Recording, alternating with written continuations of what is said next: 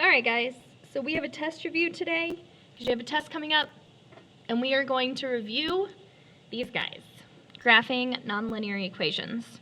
So the first thing we're going to do is we're going to make our table of values, and then we have to pick what we want our x values to be. So remember, we want pretty numbers. With our radicals, our square roots, we want 0, 1, 4, and 9. So that means we want the underneath of our radicals to be 0, 1, 4, and 9. So we're going to kind of work our way backwards. We're going to do the opposite of minus 3, so add 3. So 3 and 0 make 3. That way, when I put this x value into this function, it gives me the 0 that I want. So 3 minus 3 is 0, and 0 plus 2 is 2. Then the same thing with 1. I'm going to do the opposite, so I'm going to add 3 to 1, so that's 4. And then I plug 4 in. 4 minus 3 is 1, the square root of 1 is 1. Plus 2 is 3. Same thing with 4. 4 plus 3 is 7. So then I plug 7 in. 7 minus 3 is 4. The square root of 4 is 2. 2 plus 2 is 4. Okay, the same thing with 9. 3 plus 9 is 12. So then I plug 12 in here. 12 minus 3 is 9. The square root of 9 is 3. Plus 2 is 5. But that 12 isn't going to fit on my graph. Okay, now we graph. We have a dot at 3, 2, 4, 3, and 7, 4, and then 12, 5 is like over here-ish. Okay, so it curves like that. Alright, so now we have to talk about the transformation. We're talking about from the original parent function, which is normally over here where it starts. So we're comparing starting amounts. So we shifted to the right, 1, 2, 3, and then up 1, 2, which is what happened here in our equation. Remember, if it's underneath, it's opposite of what you think. So right, 3, and up 2. Okay, next. Okay, now this guy is a nice radical, so we don't really have to change our x values. So we just want our pretty guys. And since it's a square root, it's 0, 1, 4, and 9. Okay, so 0. The square root of 0 is 0, so now I don't have to worry about that. So I just have a negative 3. Okay, the square root of 1 is 1. But I got that negative in front, so it's really a negative 1 minus 3 is negative 4. Then we do the square root of 4, which is 2, but we have that negative in the front. And then it's minus 3, so negative 5. Then we have the square root of 9, which is 3, but the negative in front, minus 3, is negative 6. And then we graph. So it's negative 3. Oh, 0, negative 1, 2, 3. Here we go. And then 1, negative 4, 4, negative 5, and 9, negative 6. So it looks like this. So it's a flip because of that negative. And down 3. Okay, let's keep it going. Oh, heavens. Okay, so now we have a cube root. So remember, our pretty numbers on cube roots are negative 8, negative 2, JK, negative 8, negative 1, 0, 1, 8. And then this guy is just a plain x underneath my radical, so I don't need to change these numbers. So the cube root of negative 8 is negative 2, but there's a negative in front, so that makes it a positive, and then minus 1 is 1.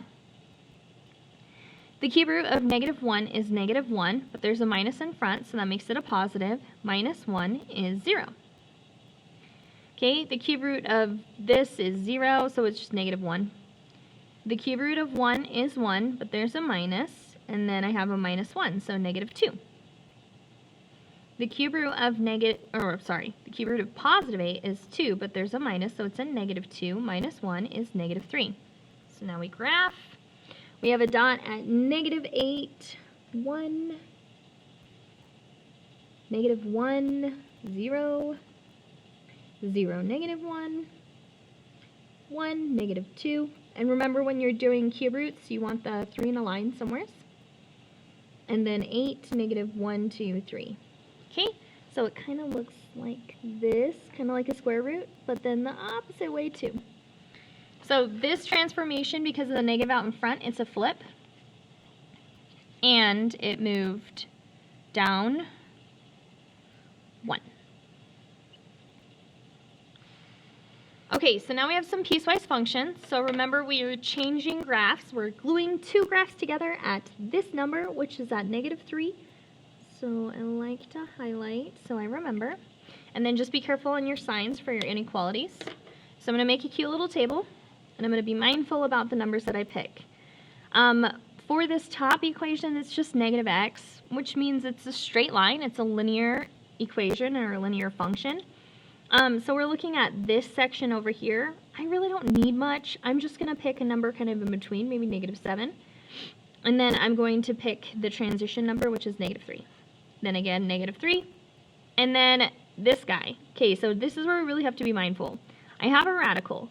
I can never take the square root of radical. Or a negative, sorry. I can't take the square root of a negative number.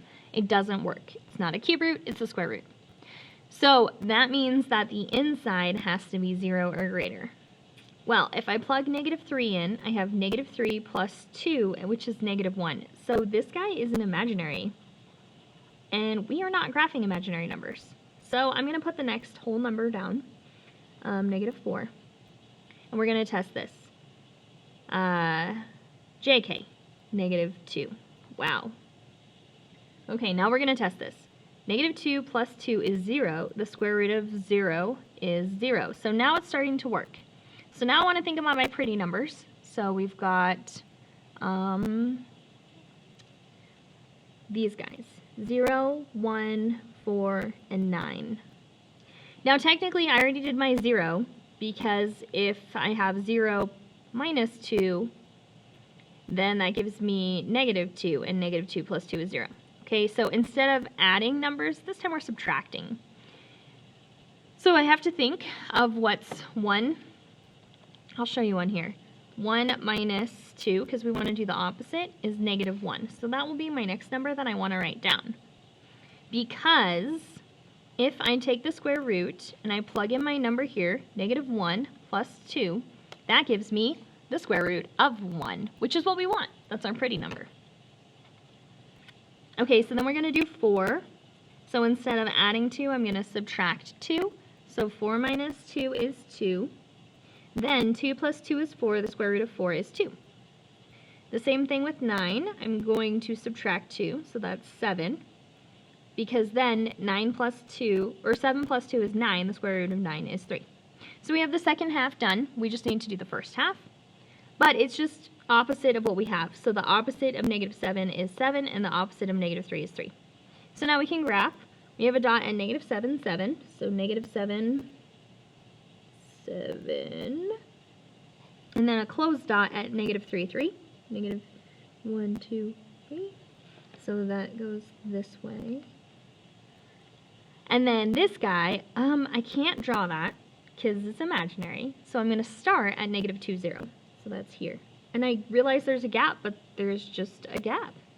-1, 1, 2, 2, and 7, 1, 2, 3. Ta-da! So that's what it looks like. Okay, one more. Again, I want to put my transition lines in so I remember. I've got one at -4, and then 2. There you are. Okay. Alright, so here's the deal. Exponential equations, we want to know kind of a lot. We want to know as many of the cute little dots as possible. So I'm probably going to pick most of these. Well, let's just pick 3.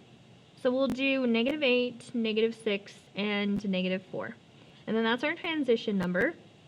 This guy again is exponential from -4 to here, and usually around the y-axis is where we start to see a curve. So -4 is good here. Maybe I'll pick -2, 0, 1, 2. And then this guy is linear.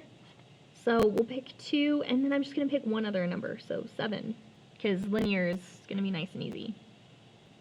Okay, so let's start with this exponential. We're going to plug that guy in. So we have negative 4 to the negative 8th power. And that is, oof, a small number.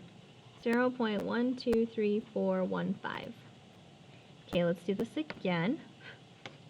Yep. Just want to make sure I typed it correctly. A still small number. 0.002. Oh no, one more. There we go. Okay, then this guy, 4, oops, come on, fraction, turn into a decimal, 0.0039. Okay, so those are really tiny. We're not really seeing much, just the asymptote line, and they're all positive. Yeah, okay, so we have a dot at above 8, negative 8, above negative 6, and the negative 4 one needs to be closed. So it just kind of looks like a straight line, but it is an exponential curve. Okay? The middle guy, we got another exponential curve. So we have, parentheses, 2 to the negative 4. Actually, we don't need parentheses on this calculator. I was using a different calculator earlier, and I needed it. Okay. Oh. Negative 3.94. Okay, let's do this again, but negative 2. And that is negative 3.75. Anything to the 0 is 1. We'll just do this, though. And then 1 minus 4 is negative 3. Okay. Come back, function. Okay, and then we'll put 1 in here, so you can see it's negative 2. And then we'll put 2 in here, and that's our 0. Okay, so then we'll continue. We just need a dot at the closed one, so 2, 0 should be a closed dot. Okay, and then let's go backwards. That's fun. 1, negative 2.